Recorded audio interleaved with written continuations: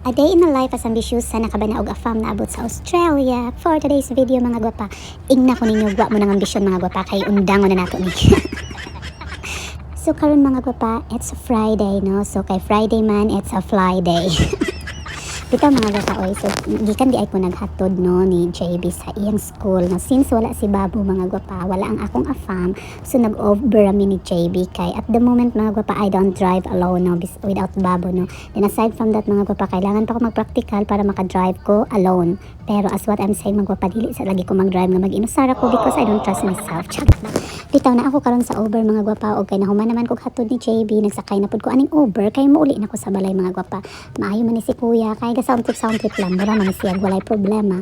Nakita ani kay murag daghan kaayo tagi huna-huna mga gwapa no. So tanaw-tanaw lang tadi kilig-kilig. Pasumangi lang na siya, pero daghan kaayo na siya og huna-huna. Ang usa sa iyang huna-huna ana mga gwapa is kanusa siya madako. So kay nakauli naman ko diri sa balay mga gwapa, bago sa ako manghipos-hipos no, nag-outfit check di ay ko mga gwapa, sumaon ni siya akong gisuot kanina paghatod na ako ni JB. So di sa ako mag-ilis mga gwapa, manghipos sa ako. Karon mga gwapa, andito tayo sa aming kwarto no. So kung makita ninyo mga gwapa, na pag gadugmol-dugmol diha mga gwapa no. Mura siya og kaninga ang sitawag ani, basta kay gadugmol pa na diha. Ang among higdaanan mga gwapa, kay sa tinuod lang mga gwapa, pagising ko ng umaga wala na talaga akong panahon maglinis-linis og maghipos-hipos no, aning among higdaanan no. So kaya karon ko lang siya hipusin mga gwapa og aligpitin ang aming mga tinulugan unsabay Tagalog ani ang aming pinag ano ba unsa ba ni mag-isip Tagalog sa muka.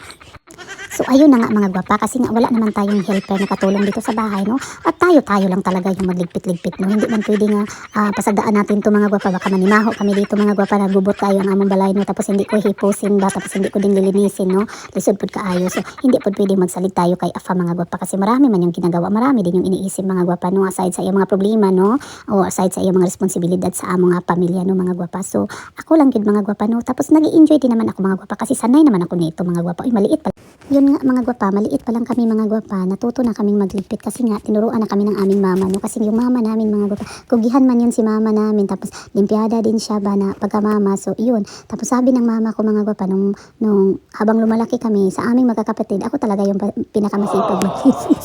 Charot lang, padungog-dungogin natin ang ating mga kapatid mga gwapa, kasi nanonood ba sila ng ating video. So yun mga gwapa, kaya nasanay na kami magligpit-ligpit talaga no. So pag hindi man good kami magligpit-ligpit dati mga gwapa ba, pag lagi kaming pag inuutusan kami ng mama namin mga gwapa ba, tapos maganon-ganon kami, unya na unya na, mamaya na mama no. Natatakot man kami maganon-ganon lagi mga gwapa, kasi mga gwapa, kukusiin man kami ni mama sa kilid mga gwapa ba. Pag kukusiin baya mga gwapa, sakita man kaayo mga gwapa, oy sakit baya kayong panit mga gwapa no, pag makusian sa mama. So paspasan dahil mga gwapa no. So hanggang ngayon mga gwapa, ganun pa din, charot lang. Kaya talagang sanay na sanay akong magligpit mga gwapa, maglinis-linis, kasi nga yun yung nakalakihan ko mga gwapa ba, yun ganun yun. Tapos dito mga gwapa, wala man tayong katulong mga gwapa, wala tayong mama, wala tayong ate, kasi nga nasa ibang bansa tayo lang talaga ang magkogi mga gwapa. Hindi man talaga lisod mga gwapa ang magligpit-ligpit sa bahay at maglinis-linis no. Ang responsibilidad dito sa bahay ba, hindi talaga din no, mahirap talaga pag sanay na. Kaso nga lang mga gwapa, minsan kasi tinatamad tayong maglinis no. Bakit gaya ganun no, nabuboring tayong maglinis ba? Ay kasi nga siguro araw-araw na lang yung nakikita natin, vacuum, plato, kutsara, tinidor, platito. Araw-araw yun mga gwapa, kaya naiintindihan talaga natin na minsan talaga tinatamad tayong maglinis. Pero party na talaga ng buhay natin to ang maghipos-hipos mga gwapa no, kasi nga may sarili na tayong pamilya, hindi man tayo pwedeng magsalig mga gwapa, kasi wala naman tayong saligan mga gwapa, kasi nga ayun na nga, may pamilya tayo, wala ating mama at saka kahit sino na katabi natin, kasama natin dati no sa bahay, na yung dalaga at binata pa tayo no. So kaya ngayon tayo na lang no, ganun. Pero kahit ganun pa man no mga gwapa, laban pa din sa buhay, kahit minsan naboboard na, tinatamad tayo mga gwapa, ganun talaga yun. Ang importante mga gwapa is masaya talaga tayo sa ating mga ginagawa, at masaya tayo kung saan man tayo ngayon. So yun mga gwapa, ganon.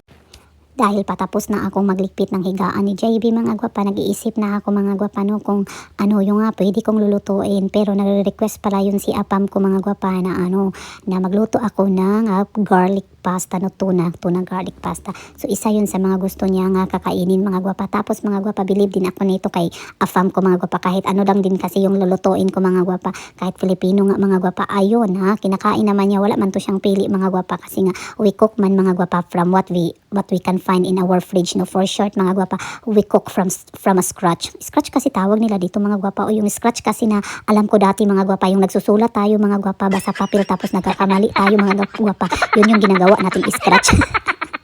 So dahil tapos na tayo sa kwarto mga gwapa, punta na tayo sa kitchen at tayo magluluto na no. Nahirapan talaga ako magtagalog mga gwapa, kaya bibisayain ko na lang ito.